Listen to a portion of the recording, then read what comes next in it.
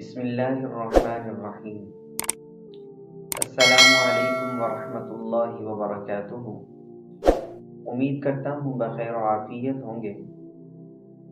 اللہ تبارک و تعالی نے قرآن مجید فرقان حمید میں ایک بہترین آیت جو کہ سورۃ الملک 29ویں پارے میں موجود ہے، اللہ تعالیٰ فرماتے ہیں الذی خلق الموت والحیات لیبلوکم ایکم احسن عملا وہو العزیز الغفور۔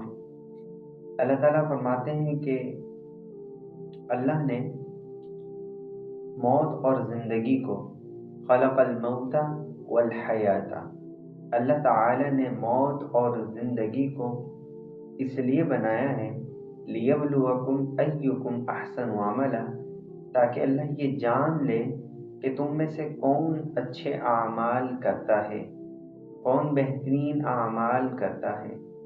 تو پتہ چلا کہ دنیا میں آنے کا مقصد اور پھر دنیا سے چلے جانے کا مقصد صرف اور صرف اچھے اعمال کر کے اللہ کی رضا ہے۔ میں اور آپ دنیا میں آئے ہیں اللہ کو راضی کرنے کے لیے، کیونکہ اعمال میں سب سے بہترین عمل اللہ کی رضا ہے، اور اللہ کی رضا میں ہر وہ چیز، ہر وہ عمل آ جاتا ہے جو اللہ تعالی چاہتے ہیں۔ تو ہر وہ کام کرنا جو اللہ کو مطلوب ہے، منظور ہے، اللہ نے جس کا حکم عطا کیا ہے، وہ ہمیں ادا کرنا پڑے گا۔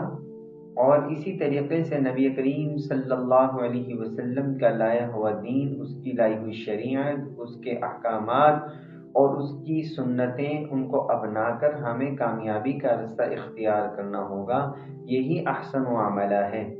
جب ہم تمام تر احکامات کو پورا کرنے والے ہو جائیں گے اور اسی طریقے سے نبی کریم کی سیرت اور صورت کو اپنانے والے ہو جائیں گے، تو ایسی ہی پاک روح کو اللہ تعالی نے سورۃ الفجر میں خطاب کر کے کہا ہے یا ایتھا النفس المطمئنہ ارجعی الی ربک راضیۃ مرضیہ۔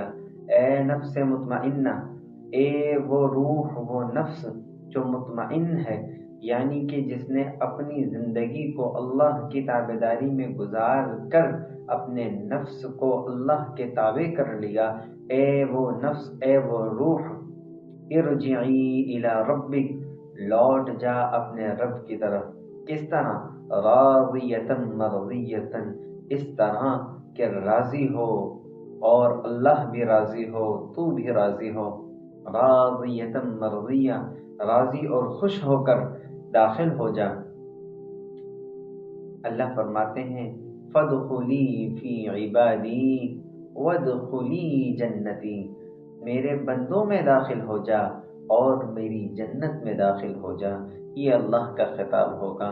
اللہ سے دعا گو ہوں کہ اللہ تعالی ہم سب کو قرآن مجید فرقان حمید پر عمل کرنے کی توفیق عطا فرمائے، اور اسی طریقے سے ہمیں اللہ اور اس کے رسول صلی اللہ علیہ وسلم کی لائی ہوئی شریعت اور دین کو سمجھنے کی توفیق عطا فرمائے۔